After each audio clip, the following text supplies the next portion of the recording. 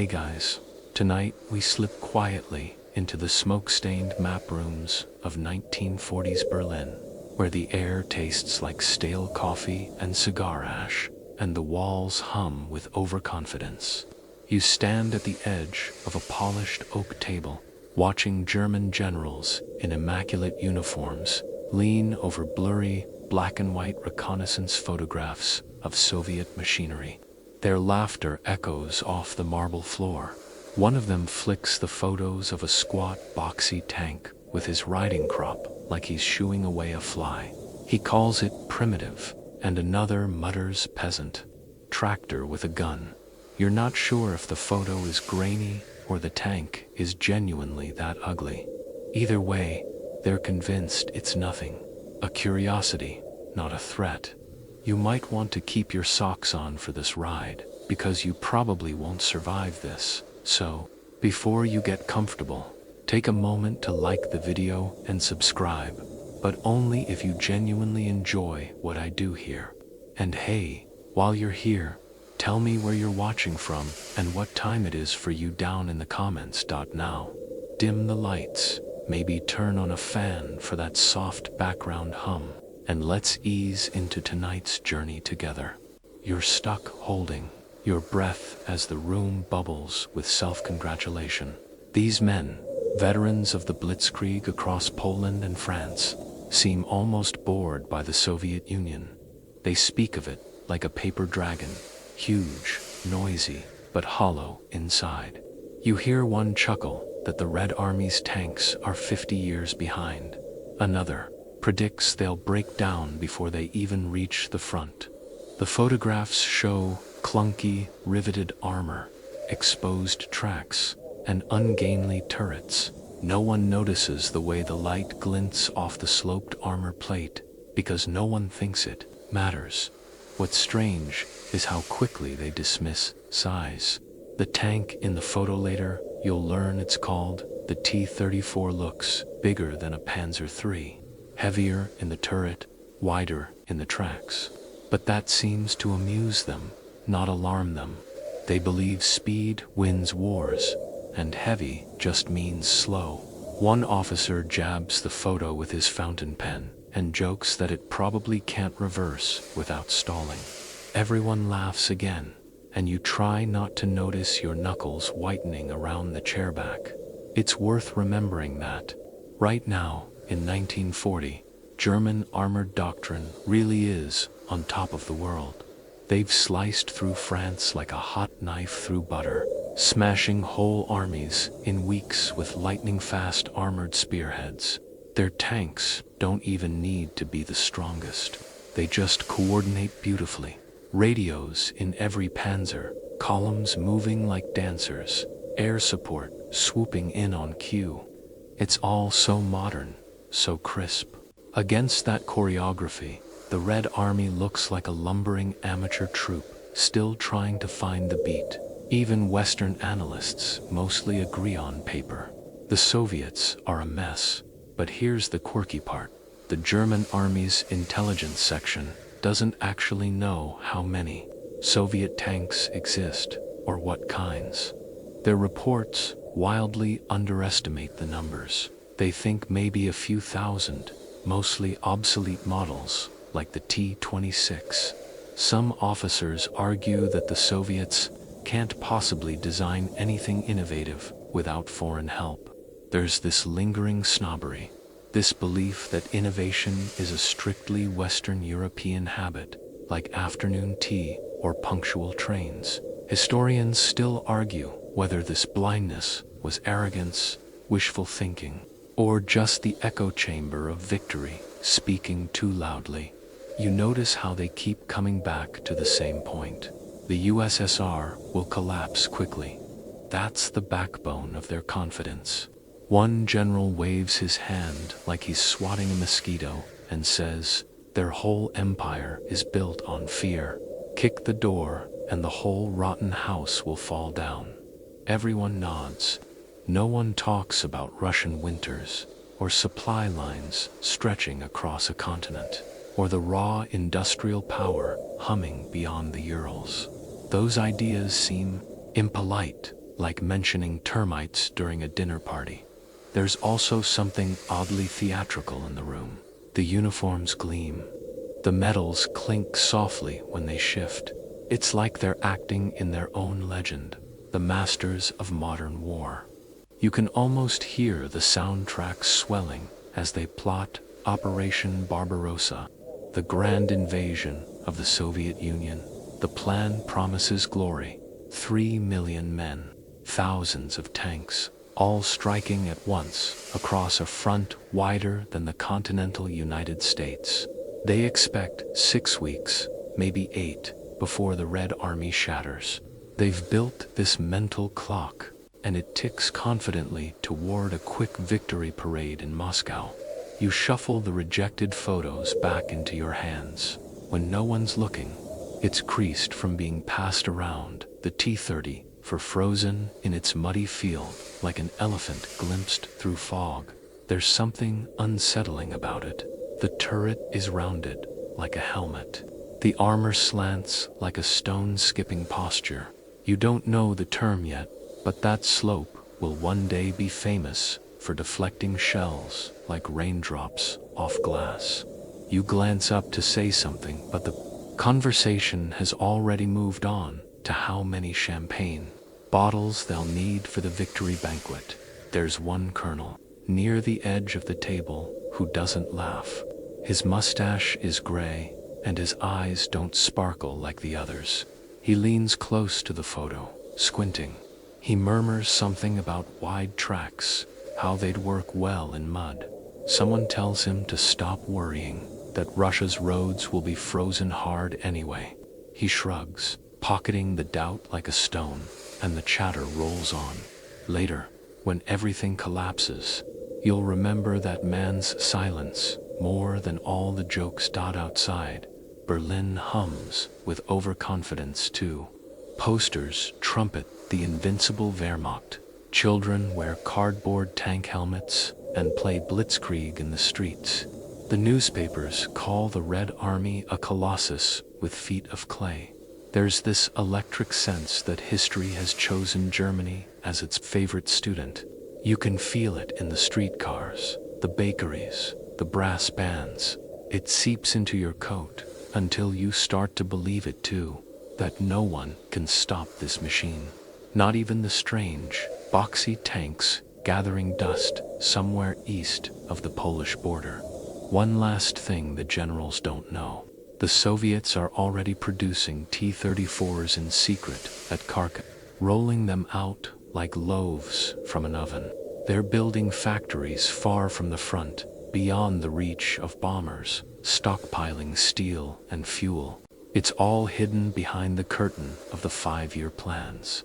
Western spies keep missing it, because who expects a backwater factory to be cranking out the future?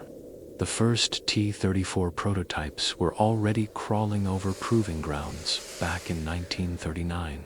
But that hasn't made it into these reports yet. You almost want to tell the generals, to warn them, but they wouldn't listen. And here's the twist that makes you shiver.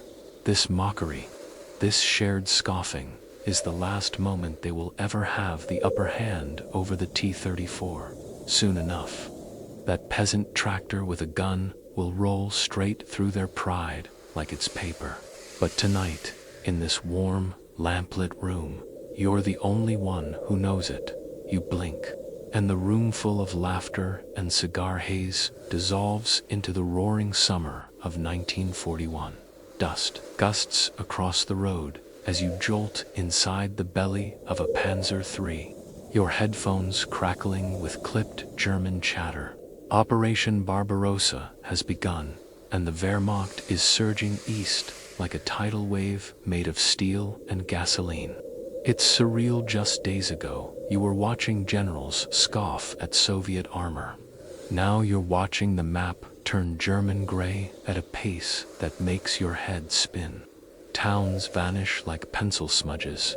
Rivers are crossed before their defenders even finish breakfast. Everywhere you look, speed reigns. The tank's engine growls like a mechanical wolf behind you, and the tracks chew up the dirt road in rhythmic bursts. The whole column moves like a single creature, perfectly synchronized scout motorcycles buzzing ahead like dragonflies, half-tracks lumbering in the middle, artillery clattering behind like distant thunder. Stukas scream overhead, diving on anything that moves with sirens that make the earth itself seem to shriek. You've never seen an army move like this, and honestly, you feel a little sorry for whoever's in its path. German officers swagger at every halt. They boast about smashing Soviet divisions before lunch, about prisoners streaming west in endless columns. And it's not exaggeration. In the first weeks, millions of Red Army soldiers are captured, their formations shattered.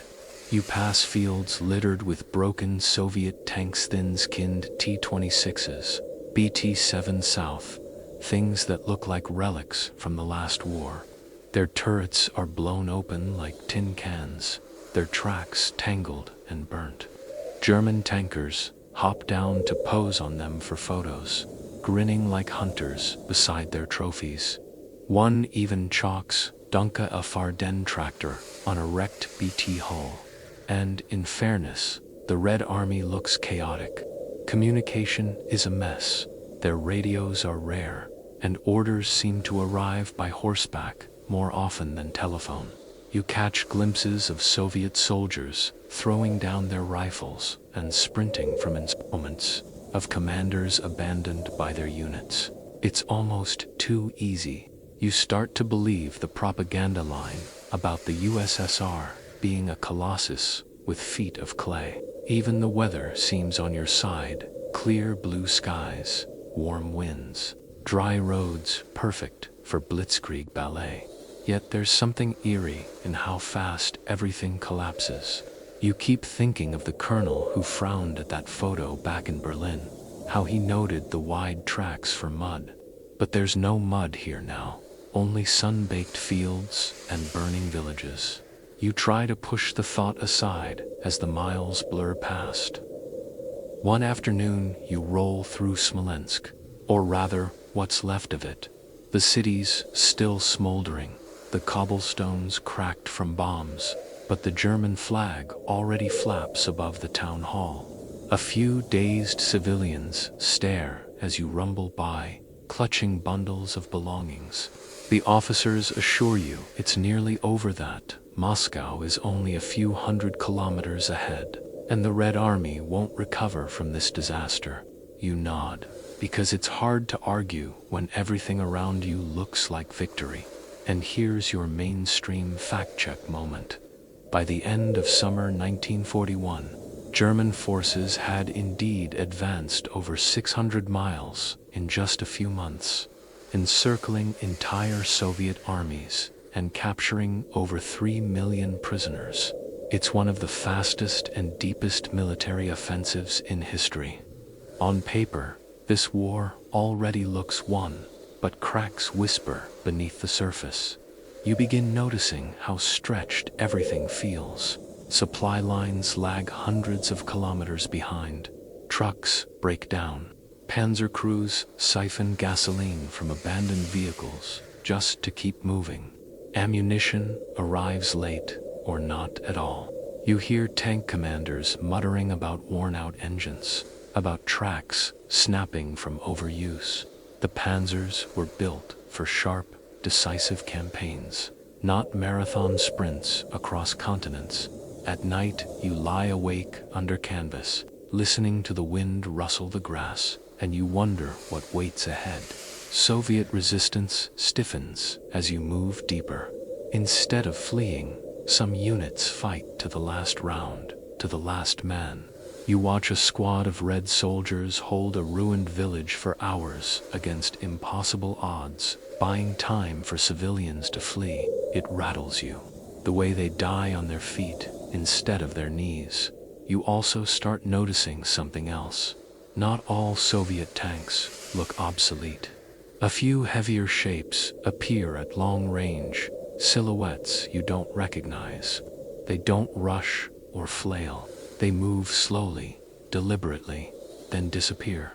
When you mention it, the officers brush you off, They say you probably misidentified them. No new models exist, they insist. Our intelligence would know. Historians still argue whether that overconfidence came from arrogance or from simple inertia.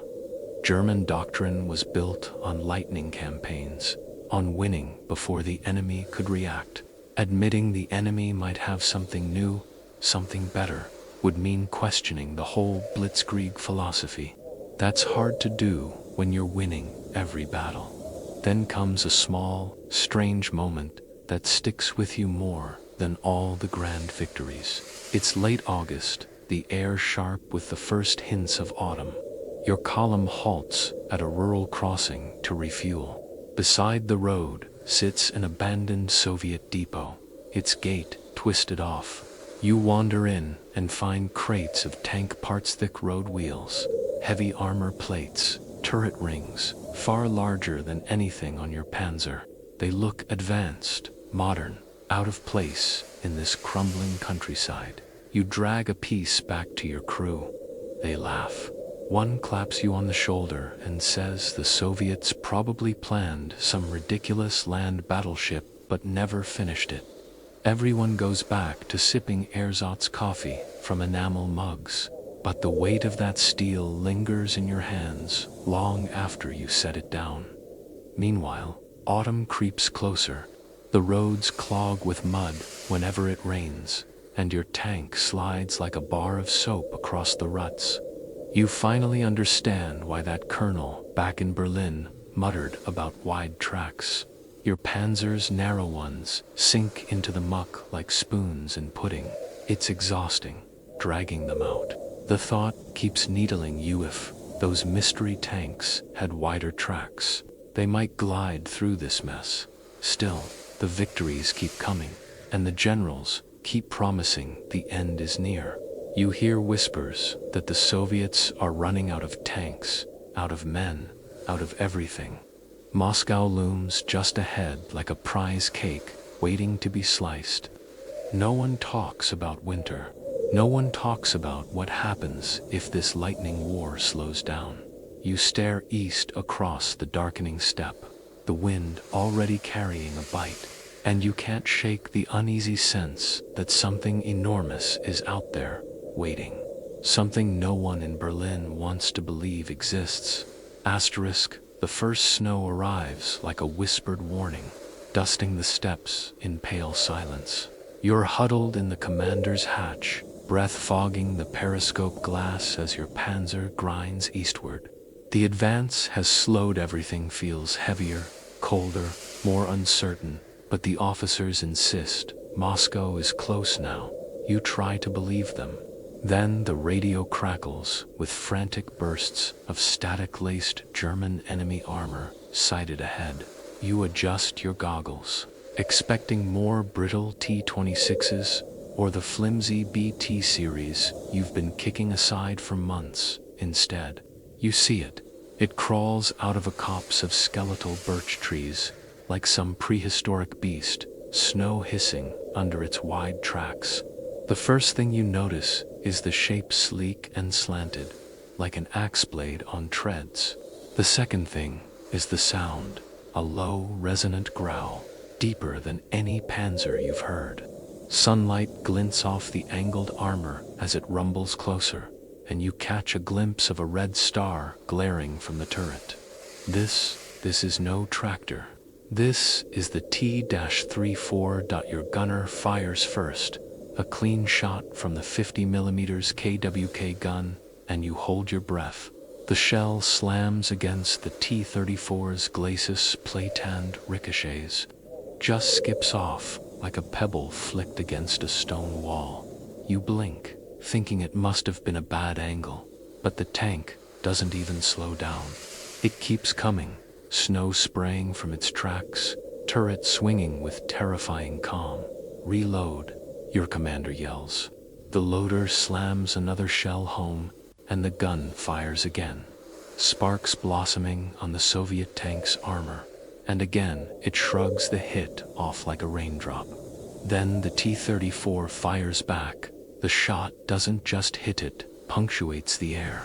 a deafening crack, and the panzer next to you erupts in flame, its turret lid flung open like a Jacquinot box. Men scramble out screaming, their figures tiny and desperate against the white landscape. You feel the shockwave in your chest, like someone punched you from the inside, and the T-34 keeps moving, inexorable, like it's rolling downhill and nothing can stop it. This moment, this single surreal sight is when everything starts to tilt. Until now, your side has felt untouchable. But this thing breaks the illusion. You hear someone mutter, "It's invulnerable," and no one laughs. Your crew retreats behind a ridge, hearts hammering like pistons. The radio hums with panicked chatter, reports of more of these new tanks, cutting through German lines near Mtsensk, near Bryansk. Entire panzer companies, stunned, outgunned, unable to stop them. You huddle under the turret, trying to steady your hands as you pour lukewarm coffee from a dented flask. The snowflakes that land on the cup's rim hiss and vanish before they can settle. And here's your solid historical anchor. This was October 1941, near the town of Mtsensk, where T-34s of the 4th Tank Brigade under Dmitry Lavrenenko ambushed German armored units and caused chaos. Lavrenenko alone destroyed over a dozen German tanks in days. German reports described the T-34's armor and firepower as superior to any existing German tank.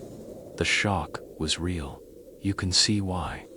The T-34 isn't just tough, it's fast.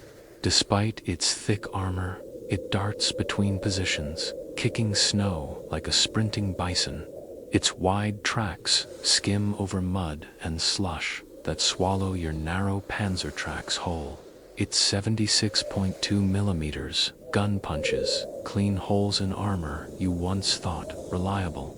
It's like the Soviets quietly skipped a generation ahead while everyone was laughing at them. What unsettles you most is the way they seem to appear from nowhere. One minute, the field is empty.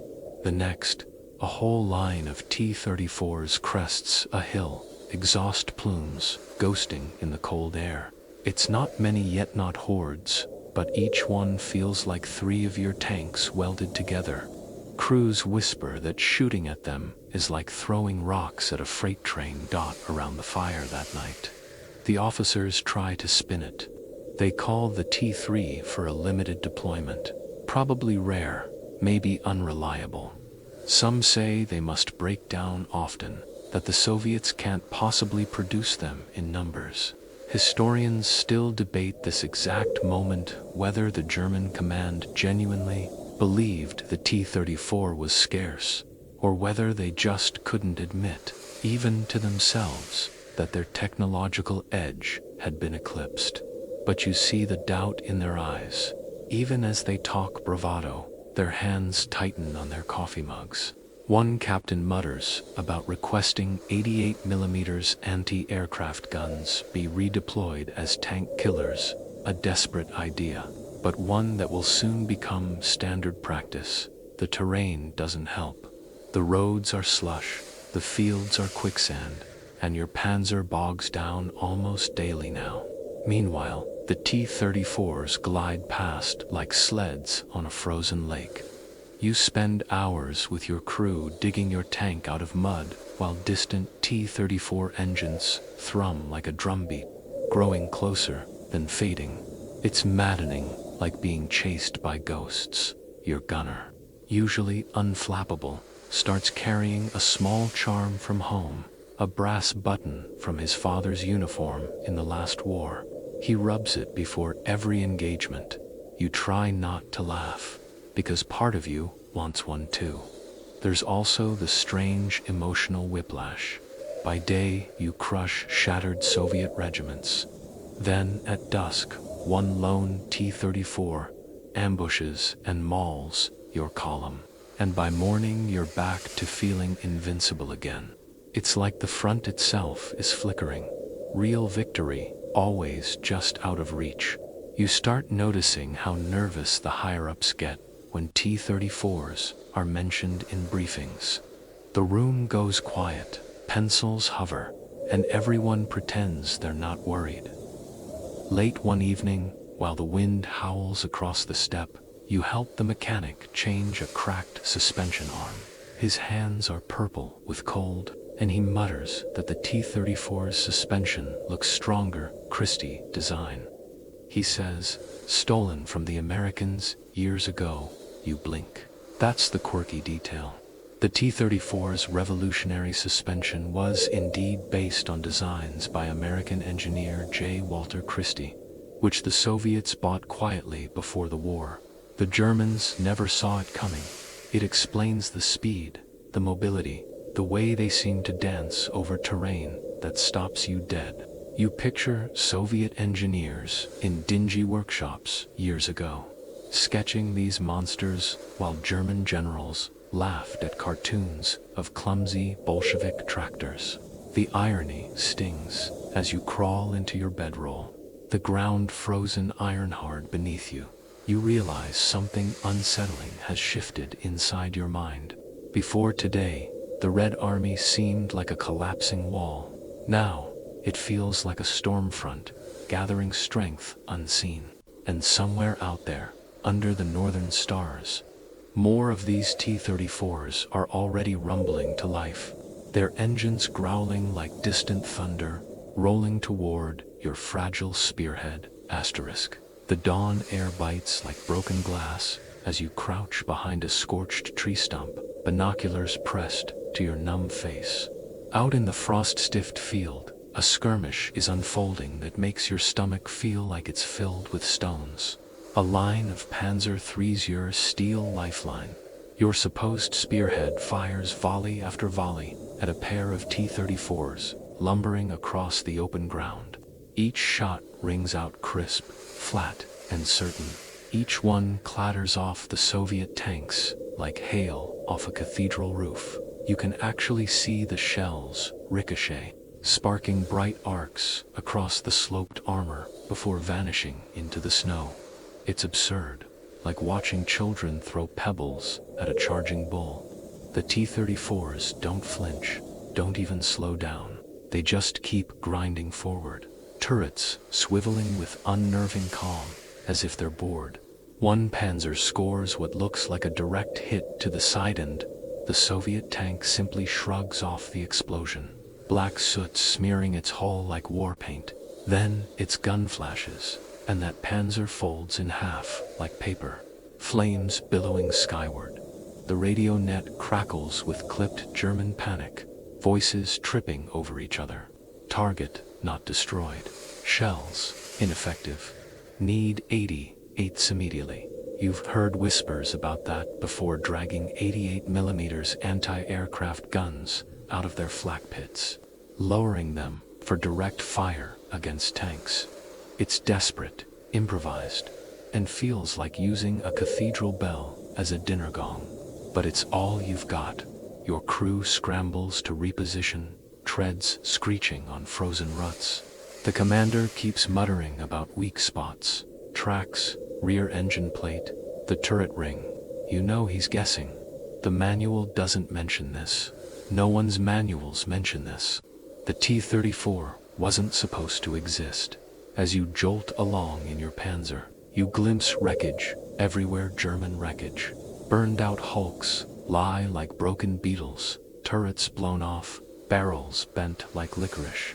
Snow drifts through their open hatches. The sight rattles you. You were promised victory parades, not steel graveyards. It's hard to overstate how shocking this is. Just weeks ago, your army was rolling across the steppe like a storm front, encircling entire Soviet armies. Now 2 or 3 T-34s can hold up a battalion. That isn't just embarrassing, it's shattering. Blitzkrieg depends on momentum. And these tanks are friction incarnate. Historians still argue over why the Germans were caught so off guard. Some blame arrogance, others intelligence failures, others the sheer secrecy of Soviet production. Whatever the reason, your commanders are suddenly whispering like schoolboys who saw a ghost. You catch them hunched over maps at night, faces pale in lantern glow, arguing about calibers and angles. One even sketches a crude diagram of a sloped armor plate and keeps tapping it with his pencil as if sheer force of tapping might crack it. The sloped armor is the cruelest trick. Your shells strike at a diagonal, spreading the force and ricocheting away instead of penetrating. It's like trying to punch a hill. The design seems obvious in hindsight, but no one in your army did it. Your tanks have flat, upright plates like brick walls, and brick walls shatter under enough blows. The T-34's shell just glances. Your gunner mutters that it feels like trying to shoot a soap bubble made of iron. You finally set up an ambush with a borrowed 88mm gun, hauled sweating through the mud by half a dozen exhausted men. You camouflage it under a splintered barn roof, waiting. When the next T-34 trundles into the killing zone, the 88 roars in this time. Finally, the shell smashes clean through. The tank erupts in a column of black smoke. You want to cheer, but something stops you. Because it took this colossal cannon, normally meant to swat high-altitude bombers, just to stop one tank. One. That's your mainstream fact anchor. The German 88mm flak gun became the Wehrmacht's only consistently reliable weapon against the T-34 in 1941, often dragged into improvised anti-tank roles out of sheer desperation. Crews risked everything to manhandle them into the line. It's an impressive feat and a terrifying admission that your standard tank guns might as well be spitballs. The victory feels hollow. The destroyed T-34 still smolders defiantly, its hull refusing to sag. You walk up to it warily, boots crunching on frozen soil. The armor is thicker than it looked, smooth and angled like it was carved by river water. The interior reeks of scorched oil and something bitter you can't name. You run a gloved hand over the glacis and feel the slight crater where dozens of German shells had kissed and bounced off. Useless. You know, deep down, that this isn't supposed to happen. War is supposed to reward planning, coordination, cleverness, not brute slabs of steel. The whole German doctrine rests on speed, not armor. Panzers win by dancing around their foes, not by absorbing hits. But these things don't dance, they endure. And endurance, you realize, with a cold sinking, might outlast even brilliance. Your panzer limps back to the assembly point, its suspension squealing from the rough terrain. Everyone's quieter now. Even the loudmouth radio operator has stopped cracking jokes about vodka-swilling peasants. Your loader, normally a chatterbox, just sits polishing the shell casings like they're going to church. That night, you eavesdrop on a heated officers' briefing. They argue over whether to prioritize producing longer 50mm guns or rushing new 75mm models into service. One insists the T-34 is rare, just a prototype. Another swears he saw a whole company of them near Tula. They can't have that many, says the major, voice cracking a little. They can't. Historians still debate this exact point, the psychological impact of scarcity. The Germans clung to the hope that T-34s were few because admitting they were mass-produced would mean admitting the war had changed. It's easier to fight a phantom than a flood. Meanwhile, your crew makes small, desperate modifications, bolting spare track links to the hull, hanging sandbags over the sides, anything to maybe deflect around. It's almost funny, if it weren't so grim. Your sleek, precise German machine slowly turning into a lumbering hedgehog. A winter storm blows in as you finish the work. Snow swirls through the skeletal trees, muffling the battlefield into ghostly silence. The world turns monochrome. You can barely tell sky from ground.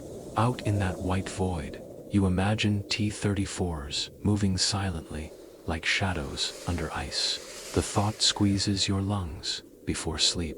Your commander mutters that Berlin still believes this campaign will end by Christmas. He says it like he's trying to convince himself. You roll onto your side in the frozen mud, listening to the wind rattle the tent flaps, and picture the map back in the War Office. Bold red arrows lunging toward Moscow. No one there knows what you've seen today, how the red arrows crumple, like paper when they hit sloped steel. Somewhere beyond the curtain of snow, the Soviets are building more of these monsters. You can feel it, as certain as the cold creeping through your bones. They're out there, multiplying in the dark, waiting for spring and, with a quiet terror you don't dare speak aloud, that your army is not ready for them. Cold rules everything now. It coils in your boots, your breath, the bunker walls. You sit on a crate, helmet in your lap, as frantic voices clash behind the canvas partition. Gone is the swagger, only clipped urgency remains, like men trying to patch a sinking ship with paper. A dispatch officer spills folders marked Dringen across the table. One sheet screams, Unsere, Panzer, sind unterlegen. Our tanks are inferior. Inside, the generals argue in circles. One insists the T-34s are rare. Another swears they're appearing on every front. Their guns can't pierce the front armor, except at suicidal range. Someone mutters about cutting Soviet fuel lines. Someone else retorts, the Soviets never seem to run out. Here's your historical anchor. By late 1941, Berlin admitted the Panzer III and IV were outclassed. Captured T-34s were shipped home for frantic study. Your commander emerges pale, cigarette trembling. They want us to stop them, he says, but they're everywhere. Orders shift, dig in, hold lines. The map changes from clean arrows to desperate hedges. That night you hammer mines into frozen earth, the wind like broken glass on your cheeks. Every crack in the forest sounds like tank tracks at dawn. They appear from the mist-sloped silhouettes, gliding through explosions. Your mines barely slow them. You fall back under artillery fire to a bunker shaking with panic. Phones screech. Radios spit static. They're not supposed to survive hits. An officer yells. A colonel finally snarls. Build new tanks, heavier, stronger, with long guns. That'll take years, someone protests. Then we fight with our teeth until then. That night, you weld spare track links to your hull, hang sandbags on the skirts, even bolt a frying pan to the turret like a charm. It clanks, but somehow feels protective as you chew gray bread in a burnt barn. You think of Berlin's map, room-polished boots, laughter at blurry photos. Those men haven't seen shells bounce like hail off steel. They don't know the future is already rolling toward them, Tiger. The courier drops the word like a bomb in the depot. Everyone freezes. Berlin has greenlit new tanks, massive, unstoppable, designed only to kill T-34s. Soon, you see them in grainy photos. A towering fortress with an absurdly long gun barrel, the Tiger. Beside it, a sleek, sloped Predator, the Panther. They look impossible, like sketches from a fever dream. But you can't stop staring. Here's your historical anchor. In 1942, Germany launched crash programs to build the Tiger I and Panther. The Tiger mounted an 88mm cannon from the feared flak guns. The Panther copied the T-34's sloped armor outright. When they arrive by rail, you're stunned. The Tiger looms like a monument, 57 tons of cold steel with tracks wider than your shoulders. The Panther crouches lower, sharper, like a dagger beside a sledgehammer. You escort them east. Civilians gape, soldiers cheer. For the first time in months, hope stirs. Their debut is thunderous. Near Leningrad, Tigers anchor the line, their 88s booming, shattering T-34s from impossible distances. Panthers dart along flanks, their 75s piercing clean through. For a fleeting moment, the T-34s break and retreat. That night, the campfire buzzes. Schnapps flows. Men whisper invincible again, but the cracks show fast. Tigers devour fuel. Panthers snap final drives. Gearboxes seize. They are magnificent and fragile. Historians still argue which mattered more, the tiger's brute force or the panther's agility. You don't care. They are terrifying when they work, and terrifyingly few. Even as you lie under the stars, lulled by their hulking silhouettes, you hear distant Soviet engines. The tide is only pausing, not receding. The ground trembles under your boots at Kursk. Dust quivers in the dawn light. Then the steppe begins to move. They come in a wall, T-34s by the thousand. Red stars, blazing engines, roaring like surf. Your radio crackles, fine griefed N. Massive Panzerangriff. Here's your anchor. July 1943, the Battle of Kursk, the largest tank battle in history. 3,000 German tanks against 5,000 Soviet, mostly T-34s. You climb into your Panzer engine, coughing awake. Around you, tigers and panthers surge forward, exhaust cloaking the sky. German artillery hammers the Soviet lines. Then their return barrage hits shells, flinging tanks like toys. The world boiling into dirt and fire. The lines collide. Dust storms rise so dense aircraft can't see their targets. Shells scream like banshees. Through your scope, T-34s charge over craters, firing on the move. Tigers blast holes through some, panthers slice others apart, but still they come. Hours dissolve into heat and chaos. The air reeks of scorched oil. The radio is static. Your body runs on muscle memory. Load, fire, recoil. Again. By dusk, you're nearly out of shells. You reverse under smoke cover. The field is a graveyard of burning hulls, tigers and T-34s alike. Your regiment is half gone. Historians still debate if Kursk sealed Germany's fate. From your foxhole, boots caked in red mud, it feels decided. The T-34s soaked up everything and kept coming. No one says, retreat. The orders call it elastic defense. But you know, you trudge west beside your battered panzer. Past dead tigers, rusting in ditches like fallen gods. The thawed steppe stinks of mud and endings. Soviet planes strafe the column daily. You dive at the first engine whine, then climb back out before they return. No one curses anymore. Your radio murmurs names you once bled for. Kharkov, Smolensk, Orel, all gone. At night, you bivouac in hollowed villages, sleeping beside your engine block for warmth. Ignoring the distant rumble of Soviet tracks, they stalk you, now no longer reckless predators, but a tide. They crest hills at dusk, red stars glinting through haze, engines rumbling like one heartbeat. They encircle, cut roads, collapse flanks. Here's your anchor. By late 1943-44, the Red Army wielded massed T-34 thrusts in deep battle, turning the Wehrmacht from hunter to hunted. At the Oder crossroads, you're told to hold. Noon brings a regiment of T-34 85s. Your first shot kills one. The rest swarm. A shell shreds your track. You bail as another round blasts the turret off like a cork. You crawl away as your tank burns.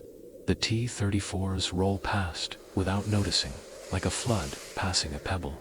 Only 4 of 12 German tanks make it back. No one speaks at supper. Soon you abandon whole towns without firing. The front isn't a line, it's a smear. Civilians just watch you pass blank-eyed, as if the weather changed. Your unit keep. Berlin is still a long way off, but you can feel it trembling already. The road west has narrowed to a desperate thread, clogged with wreckage and ghosts. Your boots crunch over frozen cobblestones as you trudge beside your newest tanka. Panzer for patched so many times, it looks like a walking scrapyard. It rattles with every rotation of its wheels. A tired old beast being whipped to keep pace with a stampede. The air is sharp, brittle, the kind of cold that makes metal ring when you touch it. Smoke stains the horizon in every direction. You've stopped thinking of the front as a place. Now, it's just a direction, and it's always behind you. The Soviets come in waves. T-34s, mostly still T-34s. Always T-34s, but there's something almost mythic about them now. They move like an unbroken chain from the Urals to here, endless, patient, relentless. You see them cresting hills in perfect formations, guns level, red stars glaring through the haze. The sight used to make you flinch. Now, it just makes you tired. You pass through towns that once had German flags over their rooftops. The flags are gone. The towns are mostly gone too, just hollowed stone husks with blackened window sockets. Civilians peer out from cellars, eyes blank, neither greeting nor cursing you. They've seen too many uniforms to care which one walks past today. Your unit is ordered to hold a line along the Oder River. You arrive at night, boots sinking in frozen mud, breath streaming like smoke from your nostrils. Engineers hammer in stakes for makeshift gun pits.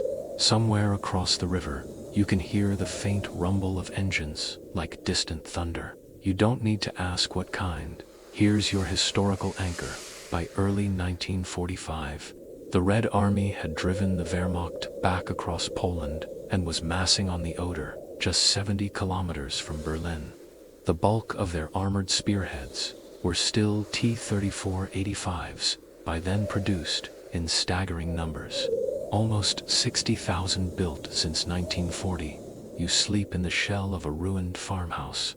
Walls scorched black, roof half gone. The stars glimmer through the rafters. Your whole crew curls up in their coats like exhausted animals. You dream of factory lines beyond the Urals, sparks flying as T-34 holes roll past like loaves of bread. You wake with your jaw clenched so hard it aches. Dawn brings fog and silence, then artillery. The bombardment falls like the sky itself, cracking, shells howling down in endless arcs. The ground bucks under you, hurling dust and splinters through the air. You stumble out of the doorway and see the riverbank dissolve into fire and smoke. Then the tanks come. They emerge from the mist in columns for wide. Guns already firing, crossing pontoon bridges like predators, loping across stepping stones. The first shells shriek in and smash apart the German frontline bunkers, flinging earth like ocean spray. Your panzer rocks as the blast wave hits. The commander slams the hatch and yells for the engine. You lurch out into the gray chaos. The world is muffled, wrapped in smoke. Through the periscope, shapes loom and vanish: trees, trenches, wrecks, then the blunt snouts of T-34 85s barreling straight toward you. You fire. The shell hits, sparks, bounces. The loader curses, blood running from his cracked knuckles as he slams in another round. A Tiger II positions overfires its 88 and blows a T-34 apart in a thunderous fireball. But more pour around it, shells flashing. An 85mm round punches through the Tiger's side. Flames billow from its turret before its gun can even lower. The battlefield folds in on itself like paper. You reverse frantically, mud spraying from your tracks, heart hammering. The T-34s just keep coming, crossing craters, weaving through burning wrecks like dancers. There's no pause in their advance, no breath between waves. Here's your quirky detail. Some Soviet crews at this point were decorating their tanks with white stripes or makeshift flags so friendly infantry wouldn't shoot them in the confusion. Through the haze, the white stripes flicker like the teeth of some colossal beast closing its jaws. Your radio is pure chaos. Orders, counterdurs, screaming. Hold the line. Fall back. No retreat. Retreat. It dissolves into static. You fight on instinct. Fire. Reload. Fire until the gun barrel burns your palms and the recoil feels like it's dislocating your shoulder. a shell slams into your right side. The panzer lurches violently. Warning lights flare. The commander yells to bail out. You scramble through the hatch and leap into the mud as another round tears the turret clean off behind you. Flinging it 30 meters like a kicked helmet, you crawl to the tree line as the battlefield becomes a blur of fire and moving shapes. Your ears ring. The ground vibrates with the passage of the T-34s as they roll through the German line like surf smashing a sandcastle. When the smoke clears, hours later, the Oder defense line is gone. Your regiment is gone. You and a few other survivors trudge west along back roads, boots squelching in mud, faces gray with ash. The Soviets don't even seem to chase you, get the eerie sense they don't need to. They know they'll catch you eventually. That night, you shelter in a barn with no animals left alive. The roof has holes big enough to see the cold stars through. Your crew huddles silently, eyes hollow, hands shaking as they eat bread so hard it cracks teeth. No one speaks of going back. No one speaks at all. In the distance, you see the glow of burning towns. You imagine the T-34s rolling down their streets, treads rattling on cobblestone, red stars catching firelight. They were supposed to be crude machines, laughable. Now they are the shape of the future, and they are everywhere. Historians still debate how much of the Red Army's momentum by this point came from superior equipment versus sheer numbers and logistics. But from where you stand, clutching your rust-streaked rifle in the dark, it doesn't matter. What matters is that they never stop coming. You lie awake, staring at the rafters until dawn. Your breath makes little white clouds that drift up to vanish through the holes in the roof. The boards creak softly with the wind, and beneath that, just barely, you think you can hear it, the low, distant rumble of engines, getting closer. Berlin feels very small suddenly, very fragile, like a candle at the end of a long hallway with the wind blowing toward it. Asterisk. Berlin greets you with silence, the eerie, brittle kind that lives just before a storm. You stand on the cracked pavement of a once grand boulevard, boots planted amid broken glass and fallen plaster, staring up at buildings that look like hollow skulls. Their windows gape, their facades are scrawled with soot. The city smells of damp stone, stale smoke, and fear. Even the crows are gone. You can feel it under your soles. The ground trembles in faint, steady pulses, like the heartbeat of something vast approaching. The civilians sense it too. They move like shadows along the edges of the street, pushing carts piled with furniture and bedding, glancing east every few steps as if expecting the horizon to ignite. A boy clutches a wooden toy truck so tight his knuckles whiten. You wonder if he's ever seen a real one. If he knows what's coming, you know. The order was simple: defend the capital. It arrived with a wax seal and an air of denial, as if the paper itself believed the war could be won with the right font. You and the few surviving tanks from your shattered regiment were herded into the city's western districts, assigned to makeshift strongpoints among tram lines and half-collapsed tenements. The officers spoke of holding out until relief arrives, but no one bothers asking who's sending it. You bivouac your battered panzer for in what used to be a department store. Its display windows are blown out, the mannequins inside riddled with bullet holes. Pigeons roost on the balcony railings above the scorched perfume counter. Your crew sleeps on the tiled floor between the shelves, helmets on, rifles close. As if that will matter. The night before they arrive, Berlin is almost gentle. Fog drapes the ruined spires, muffling the distant shelling. Somewhere across the river, a piano plays faintly, the notes thin as cobwebs. You lie awake listening, hands folded on your chest, imagining what the city looked like before it became a mausoleum. Then dawn comes, and with it the sound. It starts as a murmur, a low thrumming that seeps into the floor and your teeth.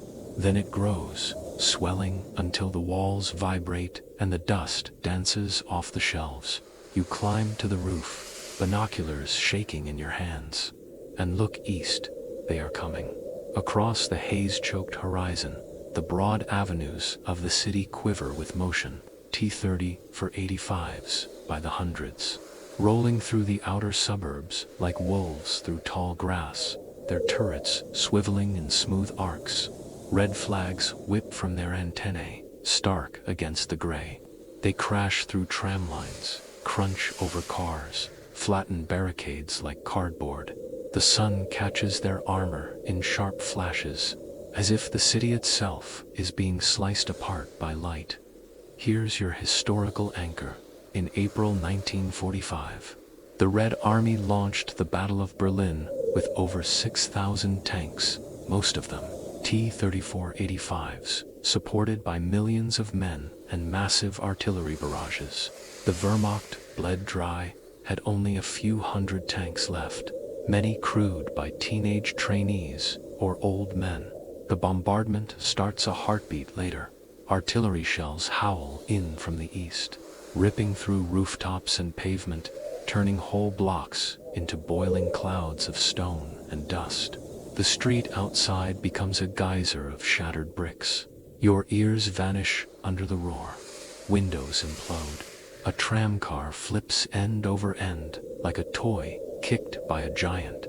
You hurl yourself behind your Panzer as debris slams the store in waves. Then the tanks enter the city. Through the smoke, you see them, black silhouettes between the flames, their engines roaring like avalanches. They fan down the boulevard in disciplined lines, each one pausing only long enough to fire before rolling on, holes shrugging off cobblestones and barricades alike. You aim, fire, hit. One-year shell gouges its glacis and ricochets into a building, taking half the facade with it. The T-34 doesn't even pause. It fires back, and the building across the street folds inward like wet cardboard. You fall back, street by street, your Panzer rattling through alleys choked with rubble.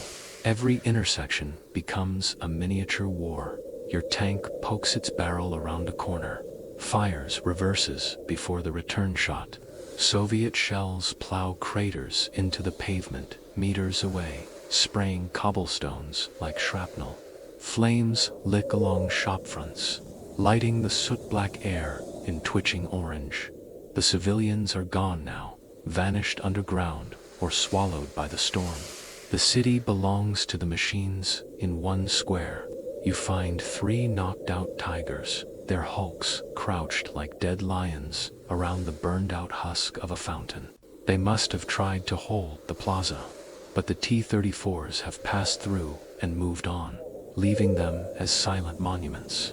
You skirt their carcasses, feeling like you're walking through the skeleton of your own army.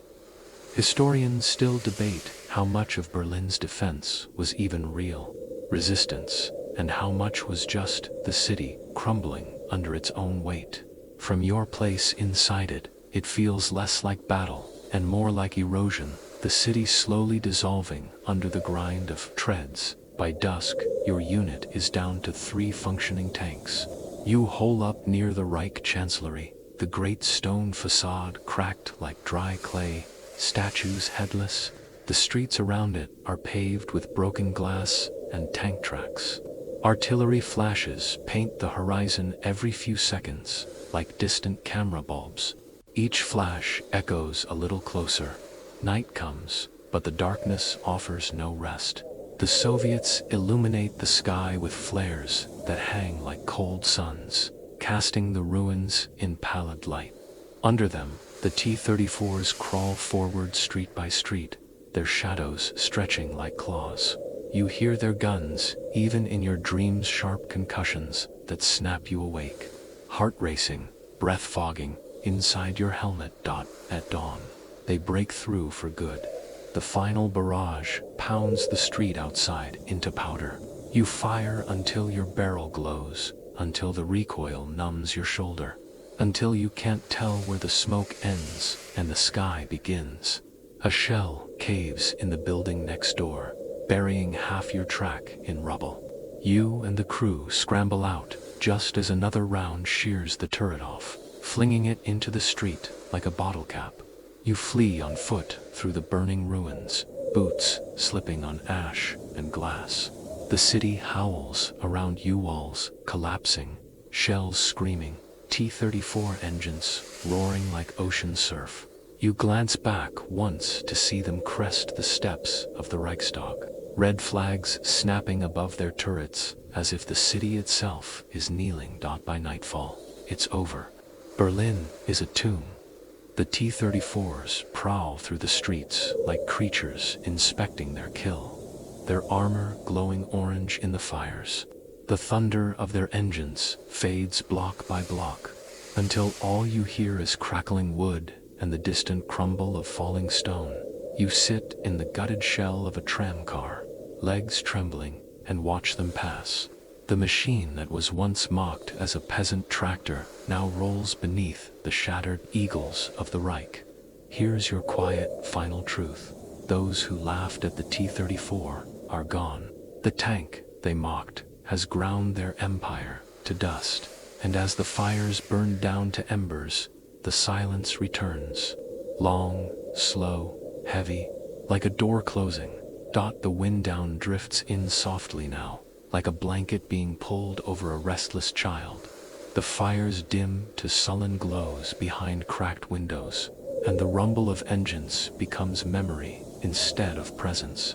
The streets of Berlin, once roaring with pride and panic, settle into a hush so deep you can hear the creak of cooling metal and the soft trickle of water from burst pipes. The air smells of rain-washed ashes. You walk alone through the wreckage. The cobblestones are still warm under your boots. In the distance, a single T-34 sits motionless at an intersection, its engine silent, its red star dulled by soot. It looks almost peaceful now, like a monument instead of a predator. Above, the clouds drift apart. A few pale stars prick the sky, faint and patient. You exhale slowly, and your breath fades in the cold. There is nothing left to fight, nothing left to lose, just the quiet and the strange relief that the noise has stopped at last. You close your eyes and let the silence take you, not like defeat, but like sleep. The war ebbs out of your bones, leaving only stillness behind. Somewhere, faint and far away, a bird sings. The sound is small, but it's enough.